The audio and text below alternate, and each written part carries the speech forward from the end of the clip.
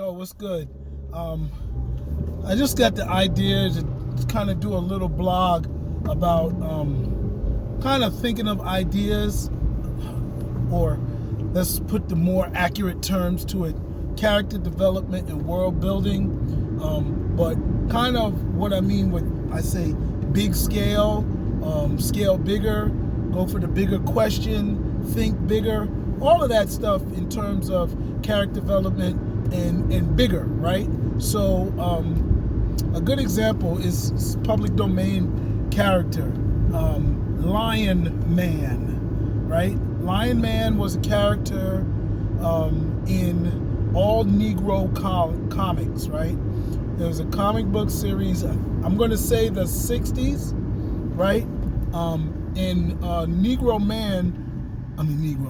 Negro comics and Lion Man was a limited run. I don't know how many issues. All I know is there's one issue that you can find Googling, and it's about 6 pages of Lion Man. And a few of us sci-fi writers, shout out to Milton Davis, were doing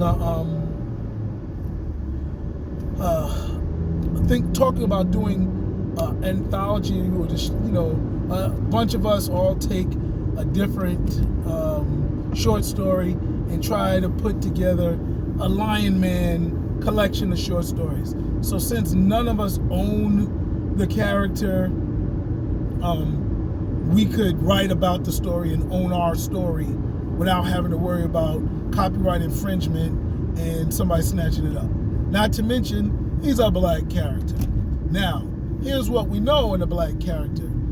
I don't know what time of the year Jungle Action Comics came out with their character Black Panther, but Lion Man is a CIA assigned officer to Africa, just in general, to protect uranium, a large uranium deposit.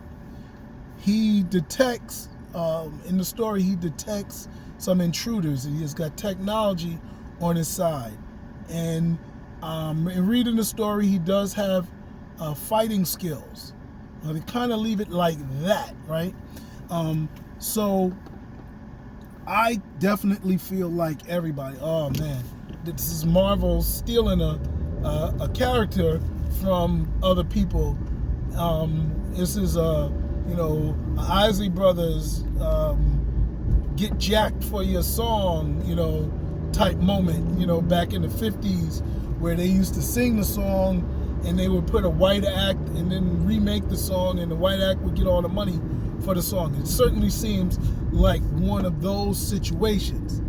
However, I say, if you think of Ant-Man, Marvel, you also have Atom in the DC universe. Marvel, you have Man-Thing.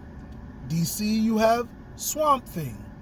Marvel has a few people that can run real fast, but in DC, you have the Flash. You had Quicksilver in Marvel. And, kind of the list goes on in terms of copyrighted characters that are duplicated in both DC and Marvel. So I'm not going to say that they stole this from Negro Comics. I don't know if Negro Comics sold it to them.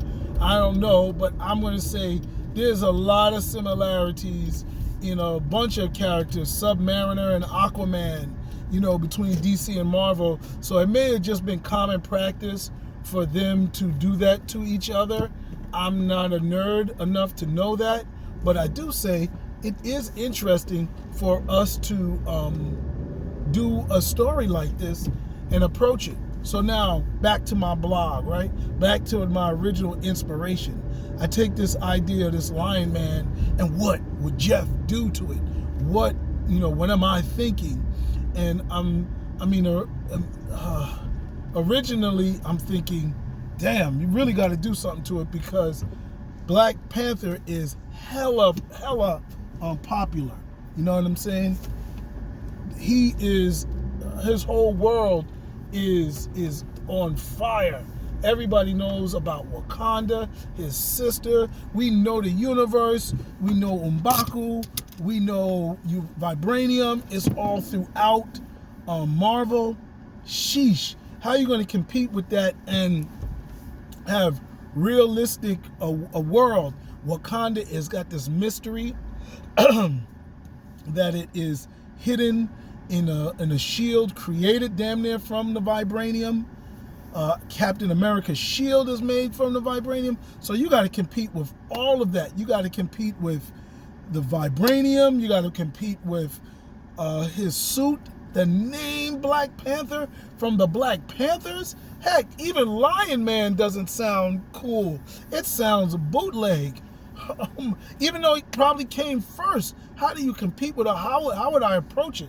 And I'm still interested in it, and I, want to share the idea and put it out there because, again, I don't know, I don't own Lion Man, and I just want to demonstrate like what I mean when I say think big, right? So think big is bigger than what most people think. Most people think, okay, we'll give him a new assignment, and deal with what we know, that he's a CIA operative protecting uranium, and uranium is used to make atom bombs, and the bombs can destroy the world. And they just say, oh, we'll come up with a new villain and we'll go at it that way. He's almost like a Batman, right? And I'm saying, nah, I got to think bigger, because if I'm gonna outdo Wakanda, I got to, if I'm gonna outdo Black Panther, I got to go Wakanda and everything. So I'm thinking, have him connected, and you guys can tell me what you think, but have him connected to life forms in outer space, right? This uranium is not regular uranium, right? It is something different. It's space uranium that they can't detect until later on. And he finds something, because our oldest civilization is always useful. So he finds something in a temple that leads him to an Egyptian temple that gives him a way to use the uranium to unlock a sort of a beacon, right? And the beacon calls these aliens, and they come, and they're almost like Predator in the sense that they are advanced and they have a place for Earth that almost kind of allows them to not really care about the Earthlings, because, man, you almost got to be like, whoa, what happened? So maybe this was a play area, and that some people got lost and they didn't know they were left here, and their ancestors, of course, being Africans, grew and populated the Earth, but they never thought to come back. Now that they are alerted to it, because you kind of got to give them a reason for not knowing about us, and you got to give a reason for them not to be involved, because, heck, black people ain't been dealt well. And hell, Black Panther took a hit in his movie with black Americans wondering where the hell you been when we was going through slavery and all this other stuff. And that's why Killmonger was so loved. So what I would say there is, give a reason why they don't know we're here, right? Maybe time passes. Maybe they was out handling other business and setting up empires. We can go down that rabbit hole, but there's a reason why they weren't here. And then we say, okay, now what are they going to do moving forward? Okay, because if you want to have this story have legs, it can't just be a discovery and he goes and finds out, these people. No, now they give him, he can pass tests on another planet. He's not even on Earth, right? He passed tests and becomes the protector of Earth, or somebody with a responsibility to come back to Earth. Now, what makes Black Panther cool is he doesn't live in a isolated world. He lives in a world with other superheroes. So now, do you want Lion Man to have other superheroes? Of course, because the Hulk didn't get good until he fought another monster, right? So, not monster, another a hero, superhero villain, right? So, you want to figure out how to now, what universe you're going to drop Lion Man in, right? Do superheroes already exist? And, what is their situation? Do supervillains exist? What situation? So you almost have to think of who his villain would be, right? And that is another meditation, right? Because I didn't think that far. But I'm just thinking, part of a story is asking the right questions and then thinking of the answers later. So that's a question that I think I got to think of the answers later. But the next thing is, he gets bestowed this responsibility to come back to Earth and defend Earth and this specialized uranium. But he also has the ability to go back and forth to this planet now. So now you've expanded, and it doesn't have to be an isolated, hidden planet. It can be that these black people are dominating space. How about that? Okay? And he is here to regulate things and equal things out here on Earth. I mean, to be honest, that's the dilemma of any real black superhero. How do you deal with the imbalance of power and the treatment of black people on Earth? I know a comet might be coming to Earth. I know Thanos might be coming to Earth. But the day after you deal with that comic, the day after you deal with Thanos, you can't go eat shawarma with the rest of the Avengers. You got to deal with, my man, Trump is in office. My man, we got slavery. You've got to go somewhere, Watchmen. You understand what I'm saying? You got to do something. You got to be black. You got to go Killmonger potentially. You know what I'm saying? And then do you have supervillains that are Trumpsters? Do you have supervillains that are down with the status quo? Come on. You understand what I'm saying? You almost got a Black Lives Matter, your Iron Man and your Batman and your Superman, and be like, either you down or you not. Because if you not, then I'm questioning if you're really a superhero. So Lion Man is going to have to deal with all of that. Now, technically, and then there's the suit, there's powers. All that comes later.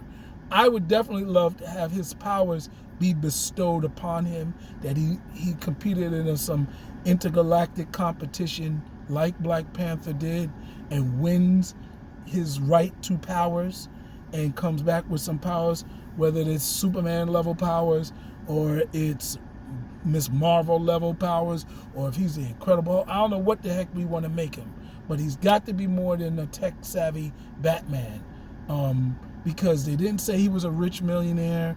He didn't say he was doing that. Now, if you want to make him a smooth talker that unites all of Africa and brings Africa to an under group of support, and they come up with their own secret service, and he can be like a kind of a black James Bond, then that's not going the superhero route, but it is a good route. So, and then you got to come up with, would he call himself Lion Man if he's a 007 type guy? And he could still have unlimited resources, but at the end of the day, the problem still is the same, dude. There's no black hero that gets a pass on saving black people and uplifting black people out of this condition. So anyway, when I say think big, right, and I'm going to close out, I'm saying think bigger than a medium-powered character in a medium-powered story that doesn't have an impact over the world. Look at what Marvel and DC is doing. DC has Superman fighting intergalactic people. Always been doing that. Then you have Marvel. They're fighting Thanos. You name it. They've got they're saving the Earth. So our characters got to think of the same thing. Do the same thing, if not bigger. And I say go for space, because we can dominate space. We know our condition here. Space is pure fantasy and speculation. There's no evidence either way. So that's why I say think big. Probably think big or go home, right? Think big or don't write. Something worked with it. But thank you for checking it out. Peace.